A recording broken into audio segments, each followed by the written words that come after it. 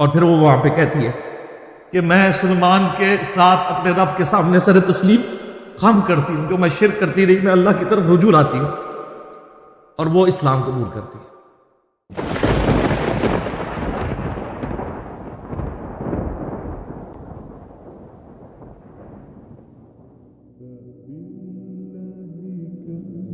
سیدنا سلیمان ابن داود علی نبینا و علیہم السلام بنی اسرائیل کی ہسٹری میں ایک بڑی یونیک پرسنالٹی ہے، کیونکہ انہی کی وجہ سے بنی اسرائیل کو دوسرا عروج نصیب ہوا تھا، جس کے بعد ٹیمپل آف سلیمان یعنی ہیکل سلیمانی تعمیر ہوا یروشلم میں، جسے ایلیا بھی کہا جاتا ہے، بیت المقدس بھی کہا جاتا ہے، یروشلم بھی۔ اور وہ ہیکل سلیمانی 70 عیسوی میں سیدنا عیسیٰ علیہ نبینا علیہ الصلوۃ والسلام کے رفع سماوی کے آلموسٹ 35 سال کے بعد ٹائٹس نے حملہ کر کے تباہ و برباد کر دیا تھا۔ صرف اس کی ایک دیوار اس وقت باقی ہے، جسے ویلنگ وال کہتے ہیں، دیوار گریا، جو آپ اکثر ویڈیوز میں دیکھتے ہیں کہ یہودی یوں تورات پکڑ کے اس کے سامنے یوں پڑھ رہے ہوتے ہیں، اس ایک دیوار کے سامنے۔ اور یہ ہیکل سلیمانی کی وہ بچ جانے والی دیوار ہے، اور ظاہر ہے کہ ان کی یہ خواہش ہے کہ ہم دوبارہ سے اس ہیکل کو تعمیر کریں، اور ان کا یہ دعویٰ ہے کہ یہ بیت المقدس میں جو مسلمانوں نے بعد میں مسجد اقصیٰ بنا لی تھی، اس کے نیچے جو ہے وہ ہمارا تابوت سکینہ بھی دفن ہو گیا ہے، اس کے لیے بھی وہ سازشیں کرتے رہتے ہیں۔ تابوت سکینہ کے اوپر میری ویڈیو الگ سے ریکارڈڈ موجود ہے، وہ آپ دیکھ سکتے ہیں۔ بال سلیمان علیہ السلام ایک بڑی یونیک پرسنالٹی ہیں بنی اسرائیل کی ہسٹری میں، اور قرآن حکیم میں بھی سلیمان علیہ السلام کا ذکر بارہا مختلف جگہوں پہ ہوا ہے۔ آ چکے یہ تخت بلقیس والا واقعہ، اس لیے میں اس کے اوپر ایمفسائز کروں گا، لیکن میں صرف کراس ریفرنس کے طور پہ آپ کو بتا دوں کہ سورہ سبا کے اندر سلیمان علیہ السلام کا ذکر آیا، کیونکہ قوم سبا کا ایک واقعہ ہے ملکہ بلقیس والا جو سورۃ النمل میں موجود ہے۔ سورہ سبا کے اندر ذکر آیا کہ ہم نے سلیمان علیہ السلام کے لیے ہوا کو مسخر کر دیا تھا، ان کی صبح کی منزل 1 مہینے کے برابر ہوتی تھی اور شام کی منزل 1 مہینے کے برابر، یعنی وہ اپنے تخت سمیت ہوا پہ اڑتے تھے۔ 1 مہینے کی مسافت وہ ایک صبح میں طے کر لیتے تھے، اور ایک شام میں وہ 1 مہینے کی مسافت طے کر لیا کرتے تھے۔ اور اسی میں ذکر ہے کہ جنات کو مسخر کیا تھا اللہ نے ان کے لیے، ان کے حکم سے وہ قلعے بناتے تھے، مجسمے بناتے تھے، اور مختلف قسم کی تعمیرات کروایا کرتے تھے۔ اور پھر اسی سورہ سبا کے اندر ذکر موجود ہے کہ ایک تعمیر کے دوران ہی، ابھی تعمیر مکمل ہونا رہتی تھی، سلیمان علیہ السلام کی موت کا وقت قریب آ گیا، تو وہ ایک لاٹھی کے سہارے کھڑے ہو گئے، قرآن پاک میں آتا ہے سورہ سبا کے اندر۔ اور اسی حالت میں اللہ تعالیٰ نے ان کی روح قبض کر لی۔ اب چونکہ وہ ایک بیلنس فارم میں لاٹھی کو سہارا لیے ہوئے بیٹھے تھے، کرسی پہ بیٹھے ہوئے ہوں گے یوں کر کے، ان کا جسم یوں ہی رہا، کافی عرصے تک وہ رہا، اور اتنا زیادہ عرصہ کہ قرآن پاک میں آتا ہے کہ دیمک جو کیڑا ہے اس نے اس لاٹھی کو چاٹا، تو ظاہرہ دیمک ایک دن میں تو نہیں چاٹتی، اور حتیٰ کہ وہ جب سارا چاٹ لیا تو وہ لاٹھی ٹوٹ گئی، تو حضرت سلیمان علیہ السلام کا جسم زمین پہ آ گیا۔ تو اس وقت جنات کو پتا چلا کہ یہ تو فوت ہو چکے ہیں کب سے، تو اللہ تعالیٰ نے اس پہ ورڈکٹ دی ہے کہ اگر جنات غیب کا علم جانتے ہوتے تو اتنی مشقت میں نہ پڑتے۔ تو یہ اللہ تعالیٰ نے عقیدے کی بھی اصلاح کی ہے۔ دوسرا اس سے یہ بھی عقیدہ پتا چلا کہ انبیاء کے جسموں کو اللہ تعالیٰ اسپیشل پروٹیکشن دیتا ہے مرنے کے بعد بھی۔ احادیث تو بہت موجود ہیں، لیکن جو لوگ منکرین حدیث ہیں وہ کہتے ہیں قرآن سے ثابت کریں کہ انبیاء کے جسم سلامت رہتے ہیں، تو سر یہاں سے ثابت ہوتا ہے۔ اور تیسری بات یہ بھی پتہ چلی کہ اللہ تبارک و تعالی جو ہے وہ اپنے بندوں کے عقیدوں کی اصلاح کے لیے اس طرح کے واقعات کرتا ہے تاکہ وہ اس سے عبرت پکڑے۔ اس کے باوجود اگر کوئی عبرت نہ پکڑے تو اس کی اپنی بدبختی ہے، اور وہ یہ عقیدہ رکھے کہ اللہ کے سوا کوئی اور بھی غیب جانتا ہے۔ غیبی خبر علیحدہ چیز ہے، وہ صرف انبیاء کے پاس آتی ہے۔ اور چوتھی بات یہ بھی ہے کہ حضرت سلیمان علیہ السلام کا جسم جب زمین پہ آیا تو کوئی ان کی گستاخی نہیں ہوگی. یہ ہوتے ہیں نا تو یہ کہتے ہیں نہیں وہ اچانک فرشتے نمودار ہوئے, انہوں نے اپنی ہتھیلیوں پہ لے لیا جسم, تو ایسے تو نہیں ہوا.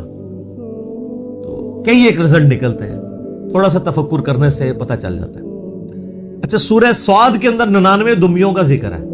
ایک واقعہ حضرت سلیمان علیہ السلام اور ان کے والد داؤد علیہ السلام کا, اس پہ میرا الگ سے کلپ ریکارڈڈ موجود ہے.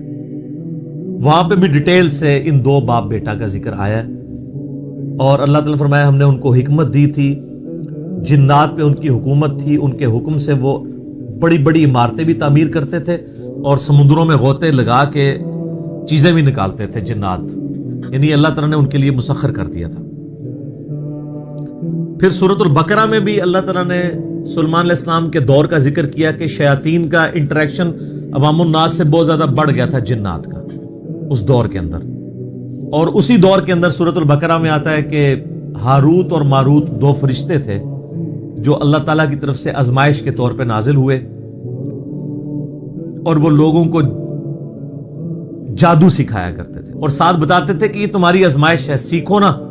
اور وہ اللہ تعالیٰ ماتا ہے ایسا علم سکھاتے تھے جادو کے ذریعے جس سے میاں بیوی میں جدائی ڈال دیں, اور وہ ساتھ بولتے تھے کہ ہم تمہاری آزمائش ہے. ظاہر ہے شر بھی جتنا ہے وہ اللہ ہی نے پیدا کیا نا, من شر ما خلق, میں ہر اس چیز کے شر سے تیری پناہ میں آتا ہوں جو تو نہیں پیدا کی ہے. تو آزمائش کے طور پہ وہ ہاروت اور ماروت کا پھر اکثر لوگ پوچھتے ہیں جی وہ ہاروت اور ماروت الٹے لٹکے ہوئے ہیں, یہ ہو گیا. وہ فرشتے تھے میرے بھائی, فرشتے اللہ کے حکم کی نافرمانی نہیں کرتے.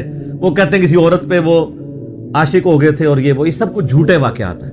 فرشتے کبھی بھی رائے راستے نہیں ہٹتے. قرآن پاک میں جا بجا یہ چیز آئی ہے کہ فرشتے تو سورہ التحریم کے اندر بھی آیا کہ وہی کام کرتے ہیں جو اللہ ان کو حکم دیتا ہے, اس کی سرتابی کر ہی نہیں سکتے. ابلیس نے اس لیے کی کہ کان من الجن ففسق عن امر ربی, وہ جنوں میں سے تھا. سورۃ الکہف کی آیت نمبر 50 میں آتا ہے, اس لیے اس نے اپنے رب کی نافرمانی کی. اس نے حضرت آدم علیہ السلام کو سجدہ نہیں کیا, باقی سب فرشتوں نے کیا تھا. تو یہ آپ کو سورۃ البقرہ میں اس حوالے سے بھی ڈیٹیل مل جائے گی. رہا تخت بلقیس والا واقعہ, یہ سورۃ النمل میں بڑی ڈیٹیل کے ساتھ اللہ تعالیٰ نے حضرت سلیمان علیہ السلام کی زندگی کے چند واقعات کو ذکر کیا ہے 30 آیات کے اندر. آیت نمبر 15 سے لے کے 44 تک مسلسل 30 آیات میں سلیمان علیہ السلام کا اللہ تعالیٰ نے ذکر خیر کیا ہے.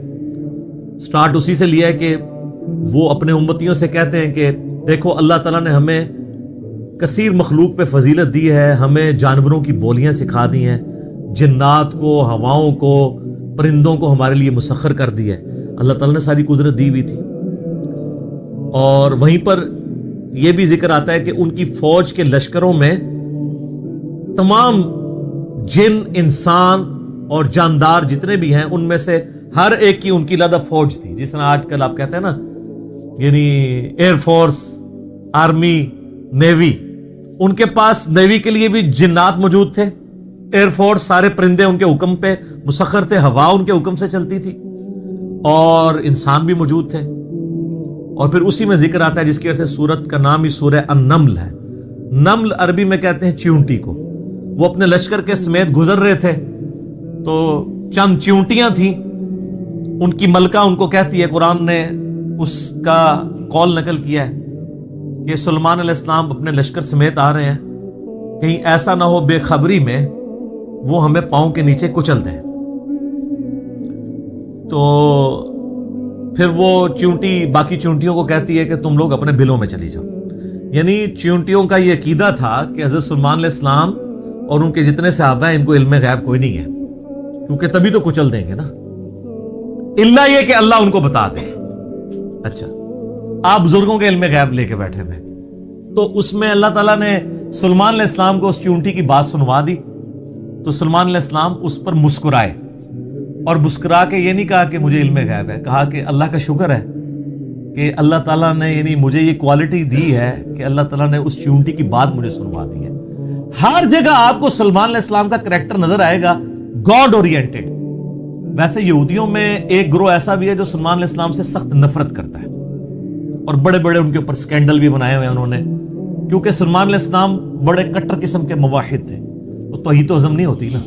ہر جگہ آپ کو نظر آئے گا سلمان علیہ السلام جب بھی کوئی کام ہوتا ہے نا, اپنے تو کسی کمال کا ذکر ہی نہیں کرتے, وہ کہتے ہیں یہ اللہ نے مجھے آزمایا ہے, اللہ نے مجھے دیا ہے تاکہ میں اللہ کا شکر ادا کروں, اللہ مجھے جانچ رہا ہے کہ میں نے, وہ تو سینٹرڈ اراؤنڈ گاڈ.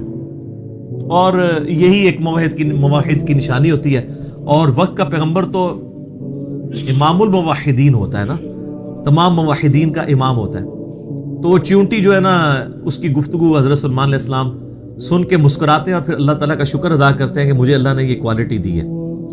اس کے بعد پھر ذکر آتا ہے کہ اسی دعا میں وہ کہتے ہیں کہ اے اللہ مجھے بخش دے, مجھے اپنی رحمت سے اپنے نیک بندوں میں داخل فرما, اور یہ جو تو نے مجھے اس طرح کی نعمتیں دی ہیں تو مجھے اس قابل بنا کے میں تیری نعمتوں کا شکر ادا کرتا رہوں. یہاں کہتے ہیں بزرگوں کا کمال ہے, فلاں کی نگاہ کرم. حالانکہ وہ کہہ سکتے تھے میرے ابا جی دیاں دعاواں نے, انہوں دا فیض ہے, میں انہوں دا ہی مرید ہوں نا. ابا وہ ہے بھی تھا, داؤد علیہ السلام پیغمبر تھے, سب کچھ گاڈ اورینٹڈ ہے. ایک پیغمبر کا باپ بھی پیغمبر ہے تو وہ اپنی کسی کوالٹی کو اپنے پیر کی طرف منسوب نہیں کر رہا, جو واقعی جینون پیر ہے اللہ کی طرف منسوب کر رہا. اسی لیے تو آپ کو کہا جاتا ہے نا کہ آپ قرآن نے ڈائریکٹ نہیں پڑھنا, آپ گمراہ ہو سکتے ہیں, کیونکہ آپ یہ سوچیں گے نا. تو اس لیے تو ہم کہتے ہیں مرنے سے پہلے اے مسلمان کر لے اس پہ غور, کتابوں کا خدا اور ہے, بابوں کا خدا اور. اور جب تم غور کر لو اس کے بعد ایک بار یہ بھی کہنا ہے کہ نہ میں وہابی نہ میں بابی, میں ہوں مسلم علمی کتاب. نہ ہم سو کالڈ وہابی ہیں, کوئی علمی بات کرے تو اس کو کہتے ہیں یہ وہابی ہے, اور نہ ہم بابوں کا دفاع کرنے والے بابی ہیں, ہم علمی کتابی مسلم ہیں الحمدللہ. اچھا, وہ سورہ نمل میں پھر آگے چلتا ہے کہ حضرت سلمان علیہ السلام اپنے دربار میں بیٹھے ہوتے ہیں. اب سارے ان کے کمانڈر حاضر ہیں, جنوں کا کمانڈر بھی ہے, اسی طریقے سے انسانوں کے کمانڈر بھی, سارے ان کے سردار وہاں پہ جمع ہیں. تو جو ان کی ایئر فورس کا کمانڈر تھا نا, وہ ہدہد تھا. ہدہد ایک پرندہ ہے جس کی بڑی خوبصورت سی کلگی ہوتی ہے, جیسے مرغے کی ہوتی ہے, اور بڑا ایکسٹرا آرڈنری پرندہ ہے. آپ جا کے گوگل پہ سرچ کریں, یوٹیوب پہ اس کی ویڈیوز دیکھیں کہ اللہ نے اس کو کیا صلاحیتیں دی ہوئی. وہ ان کا سمجھ لیں ایئر فورس کا چیف تھا. تو آپ نے فرمایا وہ کدھر غائب ہے, اور پھر ساتھ فرمایا کہ وہ اپنی غیر حاضری کی کوئی جسٹیفیکیشن مجھے پیش کرے, اور اگر اس نے کوئی ایسی جسٹیفیکیشن نہ پیش کی کہ وہ میرے دربار سے غائب کیوں ہے, تو میں اسے سزا دوں گا یا میں اسے ذبح کر دوں گا. بس یہ آپ ورڈک بولتے ہیں تو تھوڑی دیر بعد ہدہد آ جاتا ہے اور وہ اپنی جسٹیفیکیشن پیش کرتا ہے. اب ظاہر ہے وہ میں نے بتایا کہ سورہ نمل میں ہی آتا ہے کہ اللہ تعالیٰ نے جانوروں کی بولیاں سکھا دی تھی ان کو. تو حضرت سلمان علیہ السلام اس سے پوچھتے ہیں کہ بتاؤ سر, پھر ہدہد دیکھیں کڈا پکا مواحد سی. وہ کہتا ہے کہ اے سلمان علیہ السلام, میں آپ کے لیے ایک ایسی خبر لے کے آؤں جو آپ کے علم میں بھی نہیں ہے. بابی نہیں تھا ہدہد نا.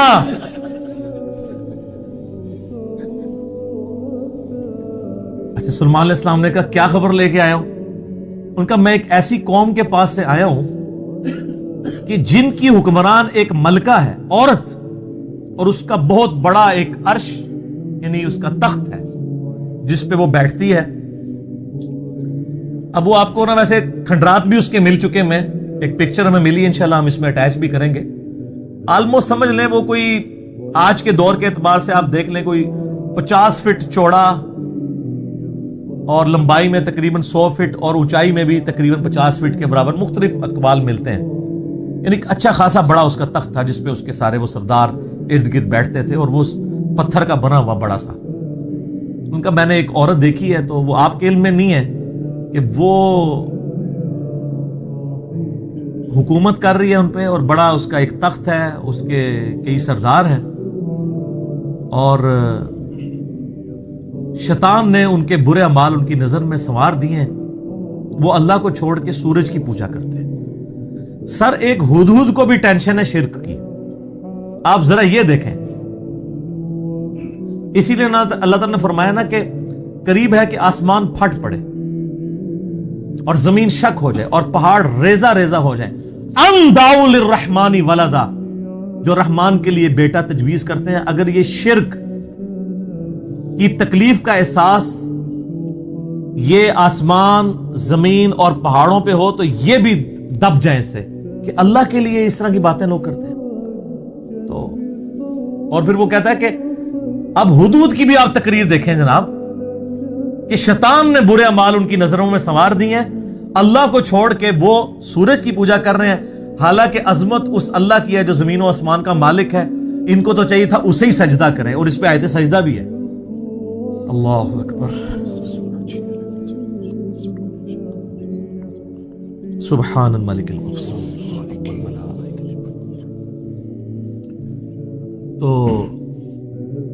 اب حضرت سلیمان علیہ السلام چونکہ توحید کے امام ہیں, دنیا پہ اللہ تعالیٰ کے ریپریزنٹیٹو ہیں, جب وہ یہ بات سنتے ہیں نا تو وہ کہتے ہیں میں تیری اس بات کی تصدیق کروں گا کہ تو سچ کہہ رہا ہے یا جھوٹا بہانا تو نہیں کہیں کر رہا تو. ورنہ تو حضرت سلیمان علیہ السلام کہتے ہیں کہ ہاں مجھے تو پہلے علم غیب اللہ تعالیٰ نے دیا ہوا ہے, میں تو اتنی دوروں میں دیکھ سکتا ہوں, وہ تو اللہ دکھائے گا تو دیکھیں گے نا. حضرت سلیمان علیہ السلام نے ایک خط لکھا اور اس ہدہد کو کہا. اچھا یہ کوئی سٹوری نہیں ہے جو آپ کے علماء بیان کر رہے ہوتے ہیں, یہ ورڈ بائی ورڈ سورہ النمل آیت نمبر جو ہے وہ 15 سے لے کے 44 تک 30 آیات ہے. جو چیز ان آیات سے ہٹ کے آئے گی میں اس کو مینشن بھی کر دوں گا. تو وہ خط لکھ کے دیتے ہیں کہ یہ خط لے جاؤ اور جا کے ملکہ جو ادھر کیا ہے, ملکہ بلقیس جو ہے یہ اسرائیلی روایتوں میں آتا ہے, قرآن میں صرف ایک عورت کا ذکر ہے کہ جو حکومت کرتی تھی. اور خط اس کو دے کے پھر دیکھنا اس کا کیا جواب دیتے ہیں. ہدہد جناب لے کے خط پہنچا ہے اور جا کے اب ہدہد ایک خط لے کے آ رہا ہو اور ملکہ کے وہ جا کے بیڈ روم میں سیدھا جا کے لینڈ کرتا ہے. کوئی سیکیورٹی گارڈ کوئی کچھ نہیں روک سکتا, وہ کھڑکی سے آ کے اس میں لینڈ کر کے سامنے لا کے اس کے خط پھینکتا ہے. تو حضرت سلیمان علیہ السلام کا خط وہ کھولتی ہے تو وہ اس خط میں تو 2 ٹوک جملے لکھے ہوتے ہیں, انہ من سلیمان و انہ بسم اللہ الرحمن الرحیم, اور تم سر تسلیم خم کر کے فوراً میرے پاس حاضر ہو جاؤ. بس یہ 2 لائنوں کا ایک جملہ ہوتا ہے. جب وہ اپنے سرداروں سے مشورہ کرتی ہے تو وہ کہتی ہے میرے پاس ایک معزز خط آیا ہے, اور یہ معزز خط سلیمان کی جانب سے ہے. انہو من سلیمان, سورہ النمل آیت نمبر 30, یہ واحد مقام ہے جہاں سورت کے اندر بسم اللہ شریف آئی ہے. ایک عزت والا خط آیا ہے. عزت والا وہ اس لیے کہتی ہے وہ اس کو پتا چل گیا کہ غیر معمولی بندہ ہے کہ ہدہد جس کا خط لے کے آ رہا ہے میرے پاس. تو ظاہر ہے یہ کوالٹی تو اس کے پاس نہیں تھی کہ یہ کوئی کتنا بڑا بادشاہ ہے کہ جس کو اللہ نے یہ حکومت دی ہے کہ جانوروں پہ بھی اس کی حکومت ہے. تو وہ کہتی ہے کہ ایک معزز خط میرے پاس آیا ہے جو سلیمان کی جانب سے ہے اور وہ اللہ کے نام سے شروع ہو رہا ہے. اس سے یہ سنت ٹھہری کہ جب آپ کوئی خط لکھیں کسی کو تو بسم اللہ سے اس کا آغاز کریں, اور اس میں یہ ہے کہ سر تسلیم خم کرو اور میرے پاس حاضر ہو جاؤ.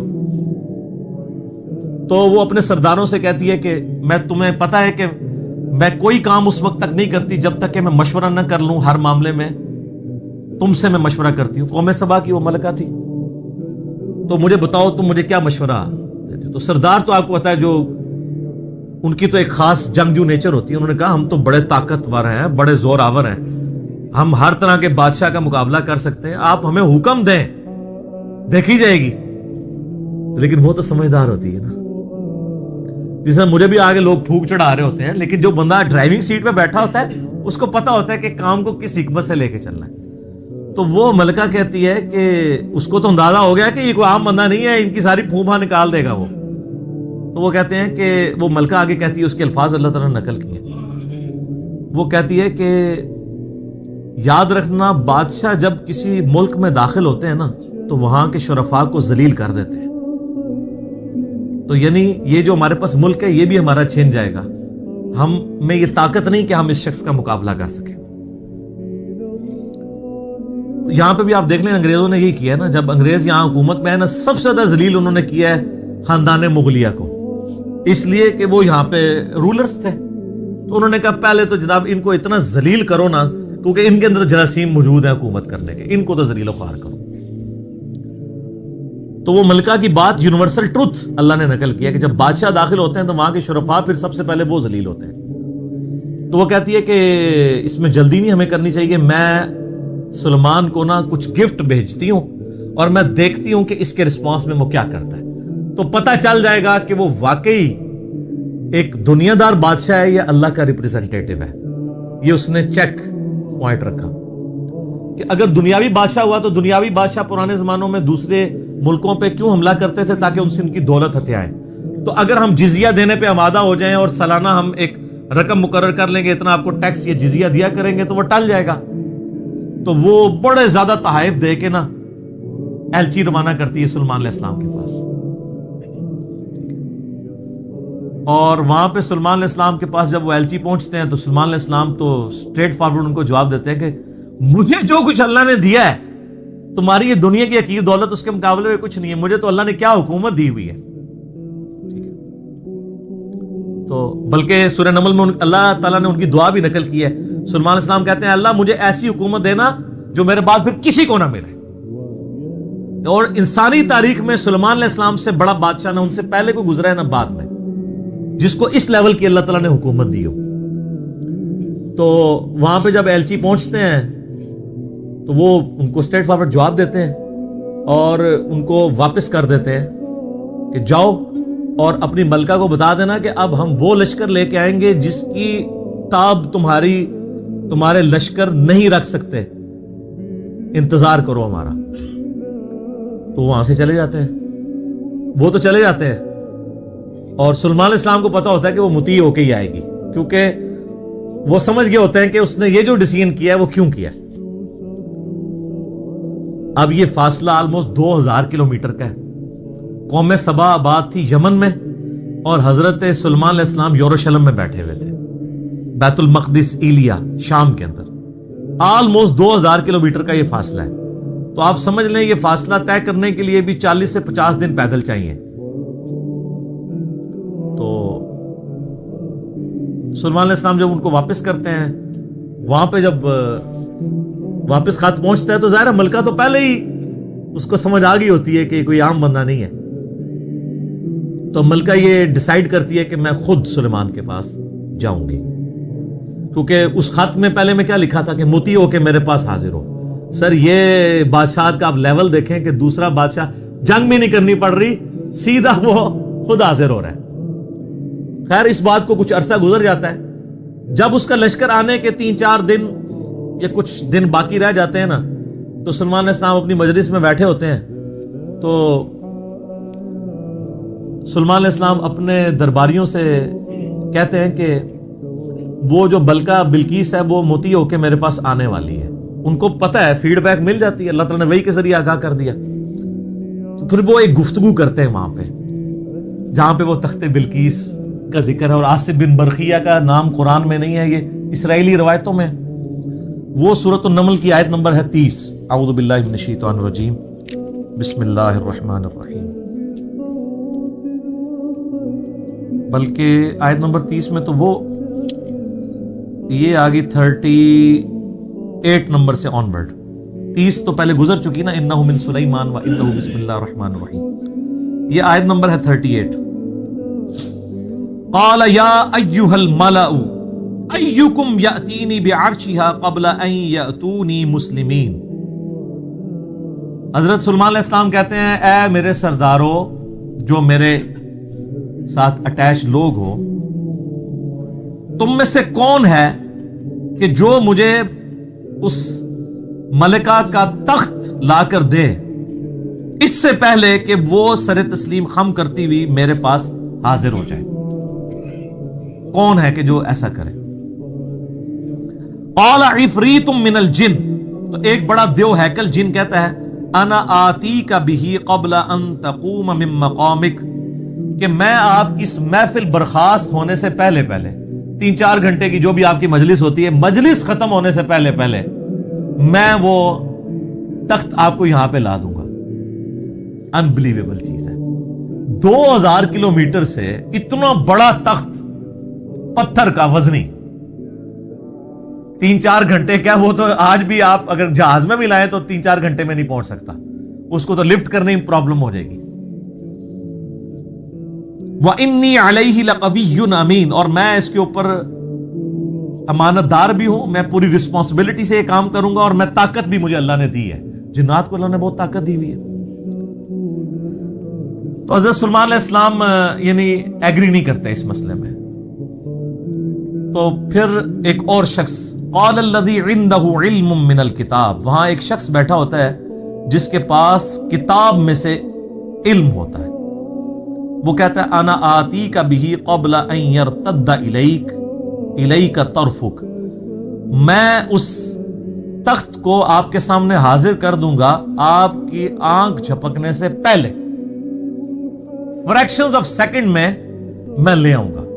ہمارے لیے تو وہی ہضم کرنا مشکل ہے، تو یہ تو خیر بہت بڑی چیز ہے. تو یہ اس نے دعویٰ کیا، بس یہ دعویٰ کرنے کی دیر تھی اور وہ لے بھی آیا تخت. فلما رآہ مستقرا عندہ، تو حضرت سلیمان علیہ السلام نے جب وہ تخت وہاں پر آیا ہوا دیکھا، قال ھذا من فضل ربی، انہوں نے کیا حضور کڈے پہنچے بزرگوں، کیا بات ہے، کیا صاحب کرامت ہو، نہیں اومٹ کر دیا. ان کا یہ میرے رب کا فضل ہے. ھذا من فضل ربی، آپ لکھتے ہیں نگاہ مرشد سے، ماں باپ کی دعا سے، اور پیغمبر کا کہتا ہے ھذا من فضل ربی، یہ تو میرے رب کا فضل ہے. کیوں ہے فضل؟ لیبلونی اشکر ام اکفر، تاکہ وہ مجھے آزمائے کہ میں اس کا شکر گزار بنتا ہوں یا نہ شکرا. یہ سر توحید ہے. ومن شکر فانما یشکر لنفسہ، اور جو کوئی اللہ کا شکر کرے گا تو وہ بھی اپنے نفس کی خاطر ہی کر رہا ہوگا، اللہ کو کوئی پرواہ نہیں. ومن کفر، اور جو کوئی اللہ کی ناشکری کرے، فإن ربی غنی کریم، تو میرا رب تو غنی ہے، کریم ہے، اسے کسی کی پرواہ ہی نہیں ہے. ھذا من فضل ربی. اچھا اس کے بعد پھر آتا ہے کہ وہ ملکہ جب آئی، حضرت سلیمان علیہ السلام نے کہا کہ نا اس تخت کی حیت بدل دو، ڈیزائننگ اس کی تھوڑی سی چینج کر دو، جو اس کے اوپر کوئی پھول بوٹے لگے ہوئے تھے تھوڑا سا اسے ٹیمپر کرو، اور میں دیکھوں گا کہ وہ پہچانتی ہے اپنے تخت کو نہیں کہ نہیں پہچانتی. تو وہ پھر ملکہ وہاں پہ آ پہنچتی ہے. تو سلیمان علیہ السلام اسے ریسیو کرتے ہیں اور کہتے ہیں اس تخت کے بارے میں تیرا کیا خیال ہے؟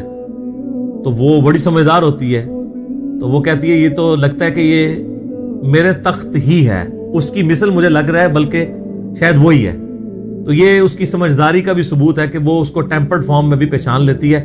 اور یہ اس کو دوسرا میسج مل جاتا ہے، انہوں نے کیا لڑنا ہے، اس نے کہاں سے لڑنا ہے. وہ تو یہ بھی نہیں تھی ایکسپیکٹ کر سکتی کہ 4 مہینے میں بھی کوئی اٹھا کے یہاں لا سکے. ابھی تو اس کو یہ پتہ ہی نہیں تھا یہ تو ایسے آیا ہوا ہے. ٹھیک ہے، تو پھر سلیمان علیہ السلام اسے اپنے جو ٹیمپل ہے نا اس کی بھی تھوڑی جھلک کرواتے ہیں. آگے ایک محل میں جب لے کے آتے ہیں کمرے میں، تو اس میں ایسے شیشے جڑے ہوئے ہوتے ہیں کہ وہ گویا دیکھنے میں تالاب محسوس ہو رہا ہوتا ہے. تو جب اس پہ پاؤں رکھنے لگتی ہے وہ سمجھتی ہے شاید پانی والا تالاب ہے، تو وہ اپنے جو تہمد ہے یا جو بھی اس نے کپڑے پہنے ہوتے ہیں وہ تھوڑی سی اٹھا لیتی ہے، اس کی پنڈلیاں بھی ننگی ہو جاتی ہیں، وہ سمجھتی ہے پانی ہے، تو پانی نہیں ہوتا، تو وہ امپریس ہوتی ہے.